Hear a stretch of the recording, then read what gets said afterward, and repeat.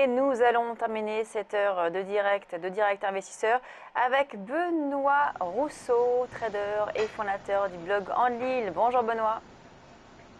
Bonjour Lucie. Alors, on va revenir tout d'abord sur le CAC 40. Le CAC 40 qui remonte ce matin, on est à 4611. On arrive pratiquement au niveau d'ouverture de la séance de vendredi, qui finalement s'est soldée par une perte de quasi 2% sur la journée de vendredi.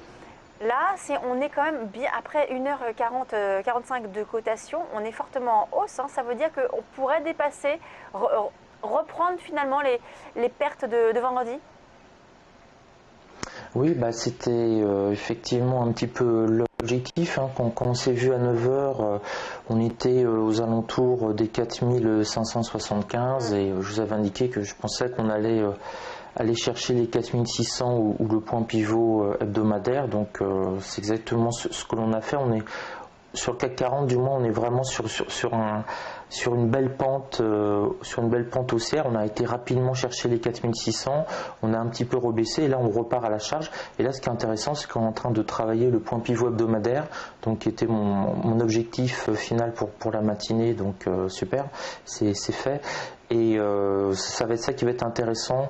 On risque peut-être de stagner un petit peu sur ces niveaux-là avant d'avoir peut-être une prochaine impulsion haussière éventuellement vers les 4650, et ça il faudra à mon avis l'appui des Américains sûrement cet après-midi. Donc là quel serait le scénario finalement aujourd'hui là? On vous dit qu'on est sur un niveau, un point pivot. Quel pourrait être le scénario que l'on peut envisager, les points d'entrée les plus pertinents pour viser peut-être justement cette hausse du CAC vers les 4650? Oui, donc si on est rentré 9 heures à l'achat, dans mon cas j'ai pris mes bénéfices sur mon trop tôt. Vous voyez là c'est mon trading de ce matin. Là j'ai fait 17 trades, j'ai gagné 27,3 points, donc j'ai déjà pris mes bénéfices. Là actuellement je suis sans position sur le marché. Revenir à l'achat là maintenant au-dessus du point pivot hebdomadaire, ça me paraît quand même un petit peu cow-boy. On pourrait peut-être redescendre un petit peu vers le point pivot. Là on a 4620, essayer de revenir au moins à l'achat, tenter d'acheter vers les 4605, 4607, la R1 journalière sur cette zone là, qui pourrait faire office de prochains supports. Donc rentrer maintenant, là ça me paraît un petit peu tôt et d'autant plus risqué qu'on a une statistique à 11 heures, donc essayer de rentrer avant une statistique, c'est vraiment quelque chose qui est extrêmement dangereux. Mais après 11 heures, la statistique, si elle est bonne, pourquoi pas rentrer pour aller éventuellement chercher les 4650.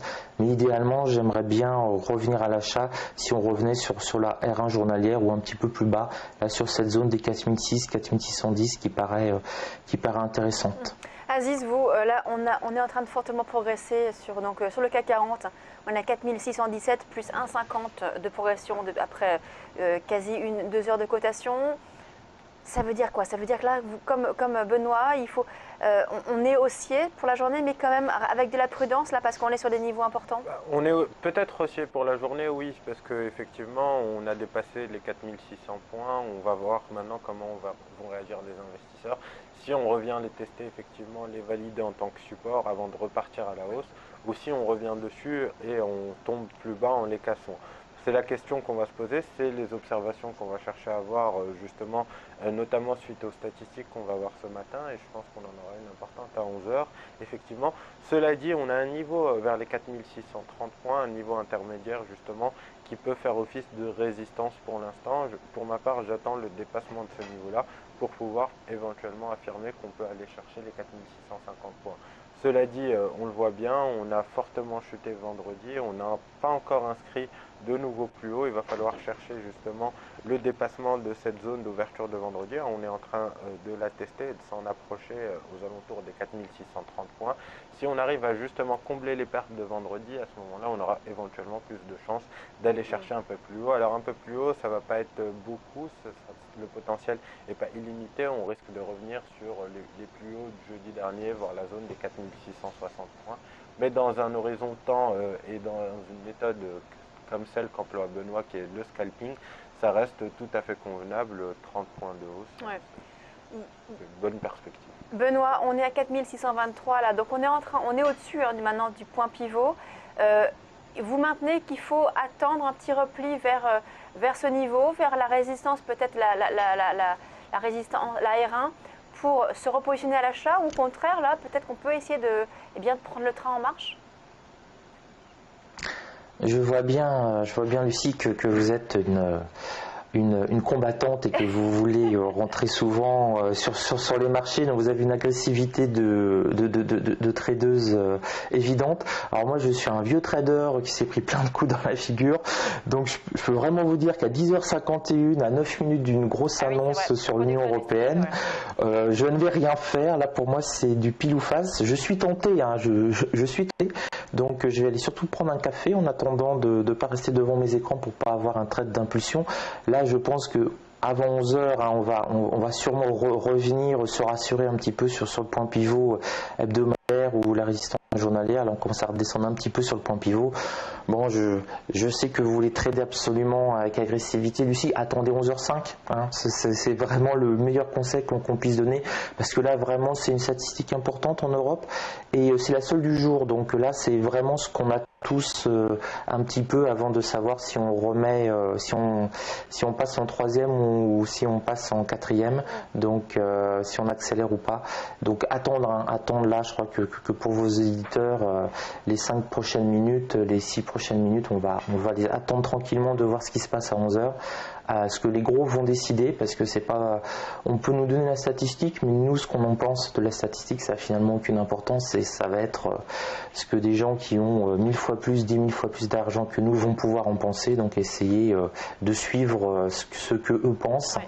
Alors c'est pas intellectuellement extrêmement stimulant dans ce genre de choses-là. Pour terminer, Benoît, en quelques secondes, on voit quand même que le CAC accélère, hein, on est à 1,54% de hausse. Le DAX, en revanche, est en hausse, mais beaucoup moins fortement que le CAC. Oui. Comment est-ce que vous analysez ça ? Alors par contre, il est extrêmement intéressant à trader le DAX ce matin, parce qu'il a parfaitement rebondi, là vous voyez, sur les points pivots journaliers. Il a du mal à franchir au-dessus de passer au-dessus des 10 400 points. Donc on a un DAX qui est quand même beaucoup plus pessimiste en fait, qui a beaucoup plus de mal à aller chercher par exemple les 10 500, ça paraît loin sur le DAX ce matin, alors que le CAC 40 a plus de dynamique. Vous avez comme des sortes de petites décorrélations de temps en temps.